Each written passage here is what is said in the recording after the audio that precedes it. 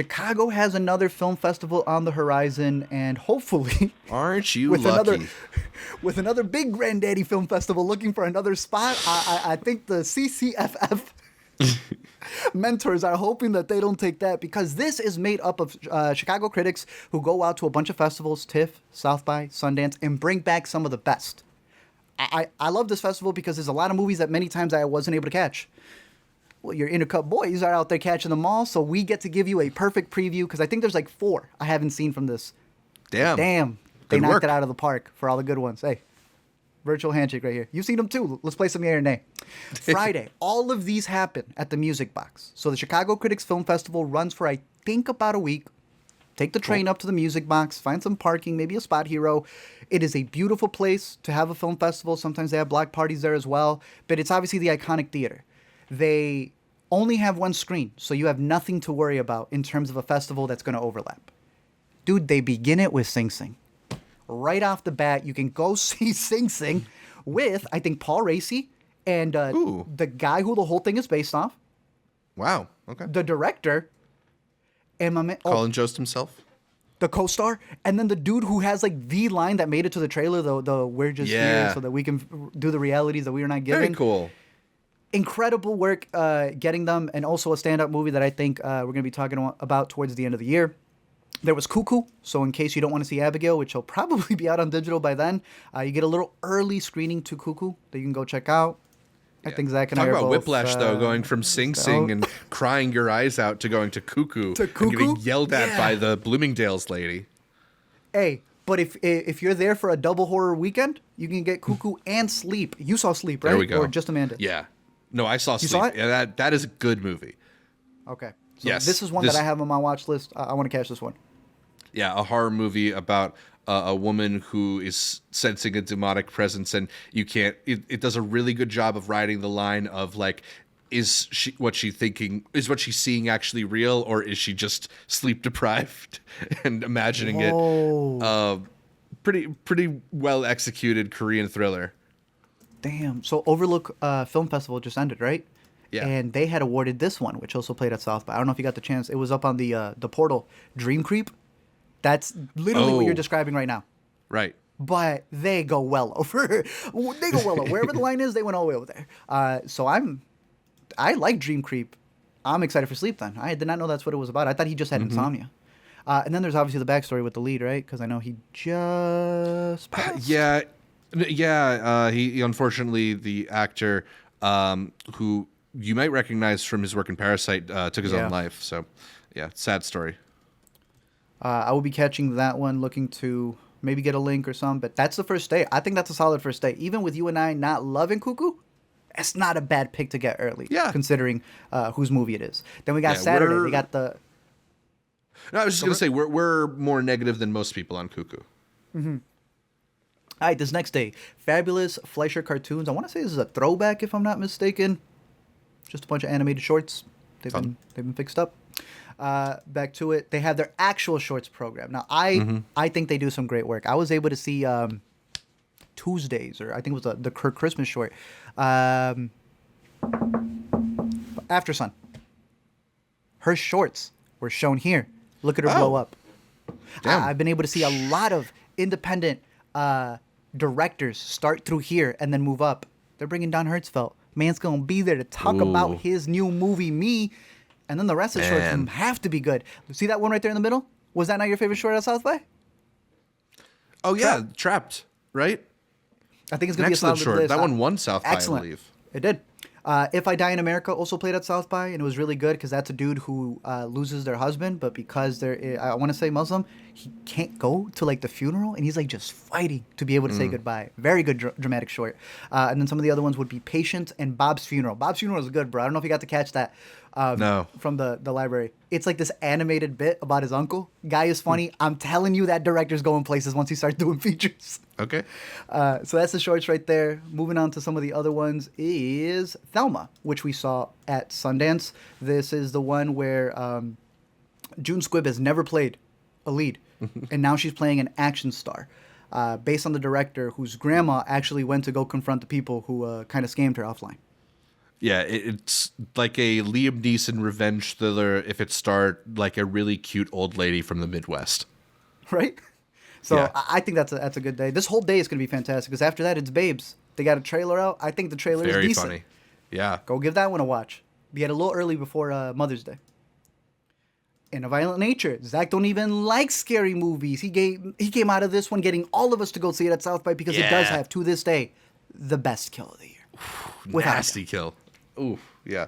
It's funny too because this is like a Jason movie if directed by Gus Van Sant in his Elephant era, where he liked to just sort of watch people from the Right? behind and hear the sounds of them walking. It's a very like atmospheric, airy movie with these like extreme spikes of violent horror. It's really, really cool blend of two movies that you would not think could go together. And then at the music box, that thing's going to echo like crazy. You're going to have to walk home with a flashlight. Yeah. It is a slower one, but it's going to be a crazy double feature that night because after In a Violent Nature, which is a very artsy, a good artsy horror flick, I've been hearing great things about Oddity, one that we missed Yeah. out of South by, but was getting a lot of buzz for its, like, I think it was the prosthetics and a lot of the practical makeup that they're working on. I had seen this guy's movie on Shudder called Caveat. I thought it was good. I thought it was interesting, but it is very artsy. I don't think he's changed it for Oddity, so this is going to be a great double feature night if you're interested in horror films. But that was that day on Saturday. For Sunday, they got a little women print in 35. They got The Dead Don't Hurt, which I want to say is that movie that was at TIFF. We haven't seen this one, The Western. Yeah. Vicky Krieps. Directed by Viggo. So if you're curious on Viggo Mortensen and Vicky, check that one out. They changed the name, dude. It's for Evilene. Oh, we knew they would, didn't we? We go I back know to our it was Sundance gonna- video. I think we called it. Do you like it, though? I mean, I like it more than Ebeline because what is Ebeline? Maybe it's Evilene. Maybe, I don't know, bro. The Remarkable Life of Evilene is, I think, hyping it up too much now. For what we know the story is. That's just my take on it. But it was a decent doc. I was really hyped in for it. It's okay. They could probably use a different adjective other than remarkable, like the hidden life of Ebeline or something like that. There you go. Thank you. That's a lot better. Way better. Good call. And then the last ones for that day is just bangers. I saw the TV glow. Run. Don't walk for these tickets. Jane is going to be there. I heard they're doing a follow-up the next day on Monday as well at AMC River East. Whatever you got to do, get your seats. Get one with a Q&A. You won't want to miss it.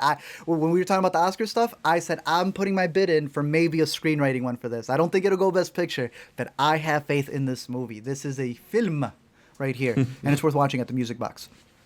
And then ending that night, it's not directed by Jim Cummings, but he's in it. I caught this trailer and was pretty impressed. The Last Stop in Yuma County. Have you seen anything about this? Just that it's his new thing. Tell me about it. It's just a diner thriller. He is told, yo, you're not going to snitch. We are holding this place down. And it's almost like a bank heist that's happening where people are walking in and the hostages can't really disclose what's happening. And, people are coming in to do their business. It's all happening in a diner. It's got this Western setting because it's out there like in the desert. I'm all in. It looks slick, sleek. And after seeing his short, I don't mind seeing him in front of the camera more than anything else. So I am excited for this one. I thought this was going to come out straight to VOD, so pretty cool of them to have that one out. That ends that day. The last couple of days would be another shorts program, Dandelion, which we did not catch at South by. Yeah, but I've heard some good things. This one stars Same. Kiki Lane, who you might remember from If Beale Street Could Talk. Was she in the Viola Davis movie, Woman King? Or am I misremembering Want to that? say she was in Old Guard, if I'm not mistaken. Oh, She's been in right. a bunch of stuff. Yeah, I knew she had some action movie recently on her resume. But yeah, I've heard good things. So I'm curious to see whether or not. Or also, I believe she's singing in this one too. Yeah, it's a music-based one. That was what they were playing it out of South by. So I'm curious. Flipside, speaking of music, is also another one that we saw out of Toronto. Did you got to catch this one, right? Yeah, about an old vinyl shop and their struggle to stay afloat here in New Jersey. I thought it was a really cool film, a really cool documentary. That same employee who worked at that shop became like a documentarian who never finished his documentary. So this is his way to take every unfinished document I love that premise so much. In order to just complete them all at once, it's pretty cool. So we like that one out of South by. We have some Intercuties as well who really liked it, who we met up with at TIFF. So definitely check that one out. The next stuff that we have is What You Wish For. This is, I want to say, a thriller. We haven't caught this one yet. This is one of the new ones that I've heard very little about, so I'm curious to see what they roll out with that. Bringing Out the Dead, which is also, I think, another... No, this is the Martin Scorsese re-release. Oh, yeah, but it's it's going to be projected on 35 millimeter, which sounds pretty exciting. And then I heard the same thing for Ghost in the Shell 2, which never had its theatrical, and now... Chicago. I had people adding me with this. They're like, "Did you know what's playing there?" I was like, Damn. I know it was the premiere." I think it was like the company itself tweeted out the theatrical begins this summer and it starts at Chicago. So this might be one of the ones that sells out the fastest. So I like that about Chicago. Good retrospectives as well. But then they finish it off with these last 6 movies. Gasoline Rainbow, which is going to be coming out in May, if I'm not mistaken, right? Yeah. For movie. Yeah, in May. Do you remember what this one's about? I just know that it's our boys doing their same kind of documentary hybrid style. Yeah, I don't remember the premise of this one, but we... it's like kids in a van, right? Yeah, but it's got some good reviews, and we're always interested to see what the Ross brothers get up to. So, yeah, we'll definitely report back on Gasoline Rainbow. I think we were a little split on Good One out of Sundance. I had really liked her performance. It's a very quiet tale of this girl going out to the woods, hiking with her father and his best friend, as some secrets get revealed and some really intimate, awkward moments happen. Again, great performance from our lead here. I'm glad this one got picked up here because I know a lot of the Chicago critics really resonated with this one. I did have the chance to see it at home. It looks... Oh, actually, no, I saw this in a theater. I did see this in a theater. And it was beautiful. But maybe people will enjoy it a lot more at home, right? I'm honest. Because it is slow. But I think it's worth it. It is, intriguingly enough, a film that has been really embraced by a lot of the film festivals. It played again near me at New Directors, New Films not too long ago. That's a good fest. It is also the only movie from Sundance to be playing at Cannes next month. So if you trust the folks over in France, then might want to go and check out Good One. Or if you trust your boy here on Intercut. Her performance is a standout for this. I think it is. It is very good. And even the sound design, the visuals of it, do a great job at leading you up to that one moment in the movie. It's fantastic. And what do we end up on this one? One of our most anticipated from Sundance, Handling the Undead, reuniting worst person in the world actors, and we did not like it. Did not care for this one. No. I might have to watch it again, but we were just like, we did everything like to get into this movie and nothing. So I don't know. Maybe some people catch it. This one really just never got going. We'll see. I'll revisit it again soon, but it just did not buzz with us like that. But Handling the Undead. We finish up the festival with Power, National Anthem, and Ghostlight. The first one being a documentary that I think just got its trailer for Sundance. Because it's going to be on Netflix not too long from now. So it's just going to be like one of those, if you wanted to see it in the theater early, there's your chance. 85 minutes? Look, I know we get a lot of these. Zach was just talking about War Game, and we brought up Riotsville. It's actually pretty solid. It's like a good by-the-numbers documentary that breaks down, like, so this is how policing works, the benefits of it, and also the faults that can't be overlooked. Pretty good stuff. National. It comes from Jans Ford, who previously made Strong Island for Netflix, which I know a lot of people really responded to that documentary. Okay. Could be wrong. I believe it was also nominated for an Oscar, Strong Island, a few years ago. Really? I'm going to have to check that one out too then. Documentary nominated filmmaker behind Power. Sick. I don't know if you ever caught this one from South by 2 years ago. National Anthem. Yeah, this was the year when they had 2 films at South by named National Anthem, so one of them changed their name. And this is the one that stayed National Anthem. Yeah. All I know is it's Charlie Plummer going out on his own and then kind of joining like a rodeo circus and the people that he meets along the way. So I think Amanda's caught this one, so she might have some stuff to say about it. But then the festival ends with Ghostlight, and they're going to have the team there. It's a Chicago movie. Like, bro, what better way to end the festival? We've loved it. We've loved it even more the more that we've discussed stuff. Beginning the festival with Sing Sing and ending it with Ghostlight, 2 movies that have people mourning or grieving and using art acting to get through that, you're gonna be crying at the beginning of the fest and crying at the end of the fest. Consider your perfect tear ducts bookend, double dipped. It's gonna be great. Yeah. Yeah. Also, interestingly, Keith Kupfer, the star of the film, for whatever reason, was not at the Sundance premiere. I don't think he made it out to Utah at all. Everybody else was there, but the star of the movie was not there. And then tell I him, think who were the people? We talked to his family. It was his real life His wife daughter? and daughter made it. But not He him. did not make it for some reason. I think he had another gig. Marjani caught it when we were at South by. He said that Keith wasn't there either. So maybe you're going to get Keith Kupfer's first time actually watching this movie with a crowd. Damn. Might have to go then. Sheesh. There you go. I hope so. Yeah, they're gonna have. Well, I think it's just the directors. Oh, well, come on, man. If they're from Chicago, they got to show up. They gotta show up. I don't know. Maybe Yeah. is Keith real? Do we know if he exists or is he an AI actor at this point? Maybe. We need to see this man.